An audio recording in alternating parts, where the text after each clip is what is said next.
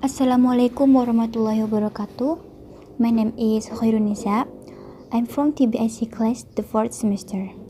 And now I want to explain my mind map. It is about educational psychological theories. Educational psychological theories, there are 6 theories. The first is psychoanalysis. The second is behaviorism. The third is cognitivism. The fourth is ecological. The fifth is humanism, and the sixth is Islamic education. Okay, I will explain one by one for the 6 theories. The first topic is psychoanalysis. Psychoanalysis is plainly put a form of therapy that popularized as a treatment for mental and health disorders. The core of psychoanalysis is the belief that all people possess unconscious thoughts, feelings, desires, and memories. In order to understand what psychoanalysis is, first you have to understand what it will be. Psychoanalysis theories that human personality can be divided into 3 parts: it conscious, preconscious, and unconscious mind on a daily basis. The first is the conscious mind. Is, on the other hand, includes everything that is inside of our awareness. The contents of the conscious mind are the things we are aware of or can easily bring into awareness. The second is preconscious, sometimes called the subconscious. This is a home of everything we can recall or retrieve from our memory. The third is the unconscious mind. Includes all of the things that are outside of our conscious awareness, such as early childhood memories, secret desires, and hidden drives. According to Freud, the unconscious contains things that we might consider to be unpleasant or even socially unacceptable. Psychoanalysis proposes that the human psyche, the mind, that is comprised of 3 parts, that is, id, ego, and the superego. The id is the first of key elements of personality to emerge is known as the id. The id contains all of the unconscious basic and primal urges. And the ego is the second aspect of personality to emerge is known as the ego. This is the part of the personality that must deal with the demands of reality. It helps control the urges of the id and makes you behave in ways that are both realistic and uncapable. And the last is superego. The superego is the final aspect of personality to emerge, and it contains our ideals and values.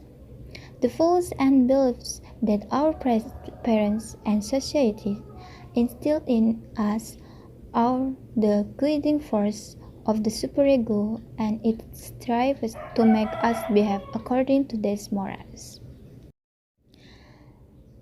And the second topic is behaviorism.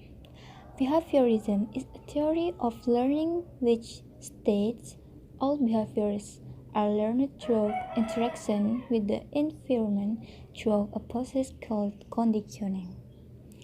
Thus, behavior is simply a response to environmental stimuli.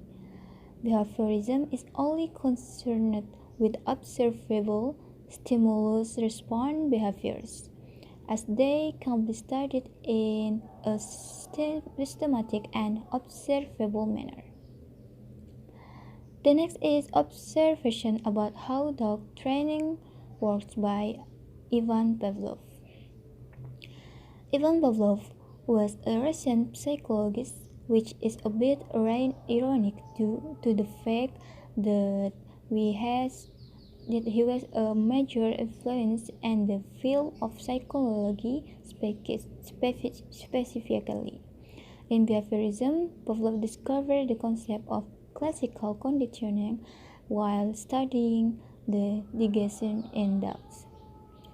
Pavlov noted salivation was a reflection process that occurred automatically under stimulus, not under consequences, meaning dogs that learn to salivate whenever they see food. It is a stimulus-response connection that they don't need to learn, an unconditioned reflex. Pavlov discovered that the salivary response was a learned response. Anything the dogs learned to associate with food triggered the same response. After making this scientific discovery, Pavlov dedicated himself to study that type of learning.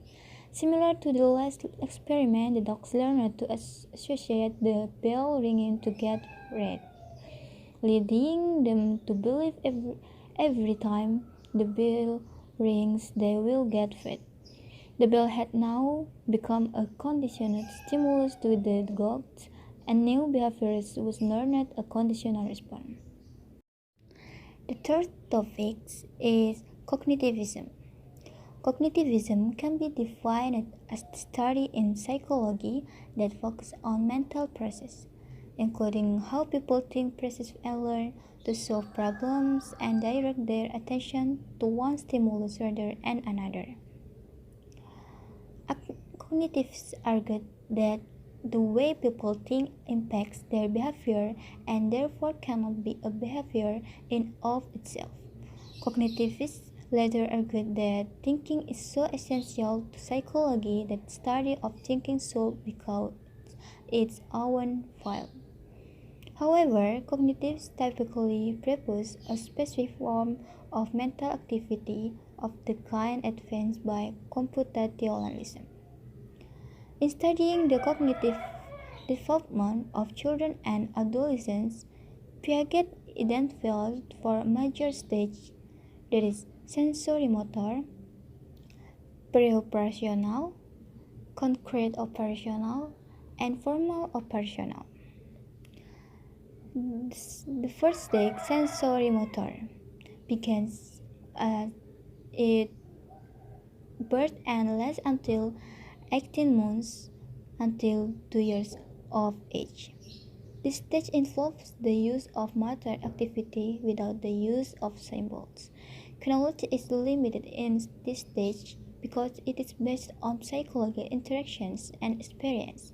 Infants cannot predict reaction and therefore must constantly experiment and learn through trial and error. The second is the pre-operationals.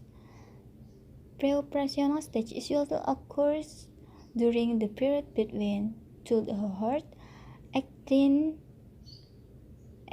months until 24 months, and early childhood, 7 years.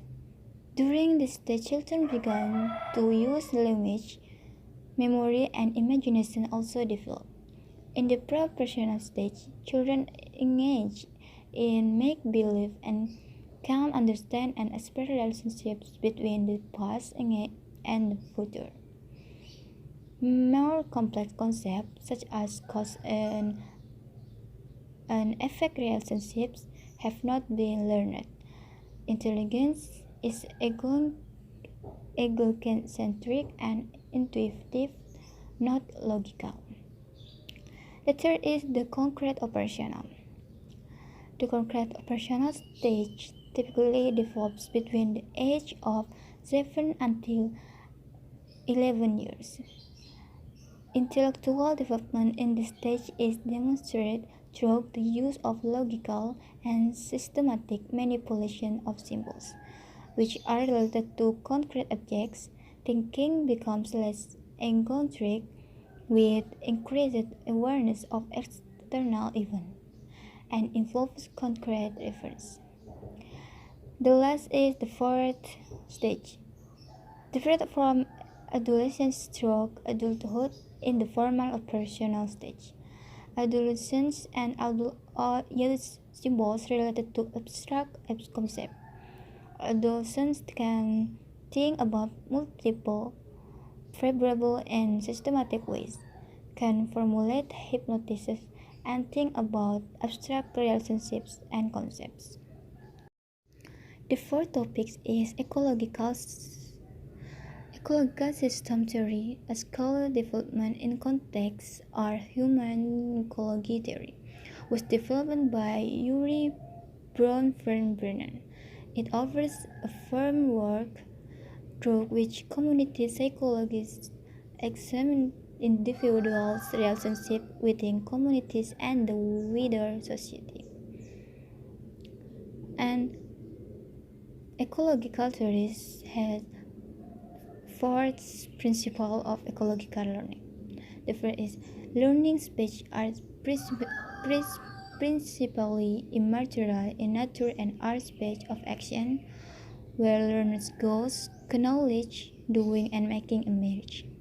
The second is learning speech can, in part, be pre-configured by teachers, but are construction by the learners when enacted. Therefore, learners' agency or and skill is of crucial importance because learners turns this process. The third is learning speech are relational in nature, which implies the learner relates and engages with resources. For example, knowledge, people, materials, digital, from local or extended contexts. And the last is the educational context, which is institutional, material, or digital infrastructure and pedagogical arrangements. Facilitate frameworks and ecologies of resources that provide scaffolding for learning speech. The fifth topic is humanism.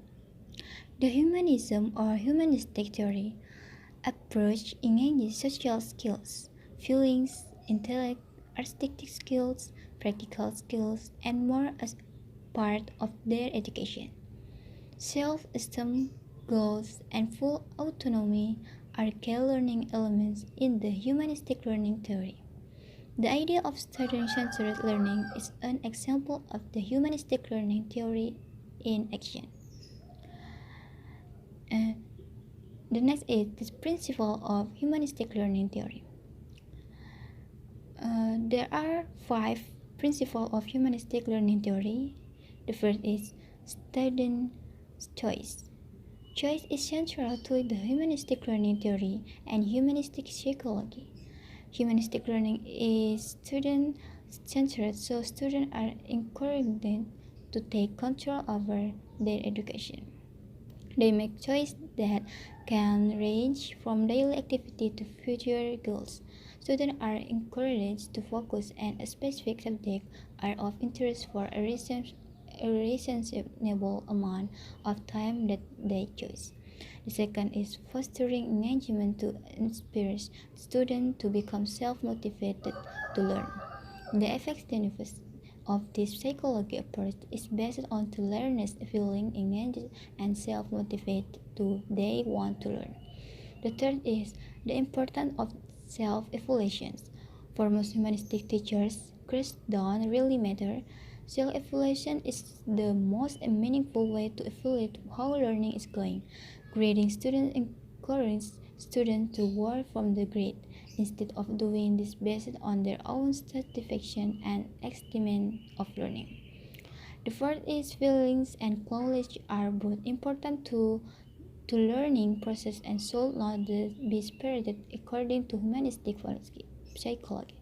Humanistic teachers believe that knowledge and feelings go hand in hand in the learning process. The fifth is a safe learning environment because humanistic learning focuses on the entire student. Humanistic educators understand that they need to create a safe environment so students can have so many as their needs met possible.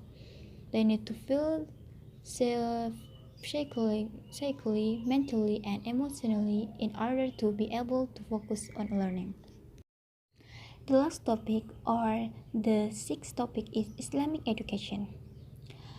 Education in Islam is twofold: acquiring intellectual knowledge or through the application of reason and logic, and developing spiritual knowledge or derived from divine revelations and spiritual experience.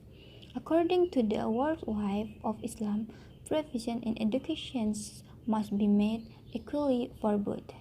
Acquiring knowledge in Islam is not intended as an end but as a means to stimulate a more elevated moral and spiritual consciousness, leading to faith and righteous action. Islamic education is uniquely different from the types of educational theory and practical allegory because of the all-encompassing influence of the Quran. And the next is principle of Islamic education. There are three principles of Islamic education. The first is the most widely used for education in a formal sense is ta'lim, from the root alima, which is used to denote knowledge being sought or imparted through instruction and teaching. Tarbiyah, from the root rabba, implies a state of spiritual and ethical nurturing in accordance with the will of God. Ta'lib, from the root aduba, development of sound social behavior. What is meant by sound requires a deeper understanding of the Islamic conception of the human being. The second principle is, from an Islamic perspective, the highest and most useful model of perfection is the Prophet Muhammad, and the goal of Islamic education is that people be able to live as he lived. The third principle is education in the content of Islam is regarded as a process that involves the complete person, including the rational, spiritual, and social demands. Maybe it's just for me. If there one word, more or less apologize. Wassalamualaikum warahmatullahi wabarakatuh.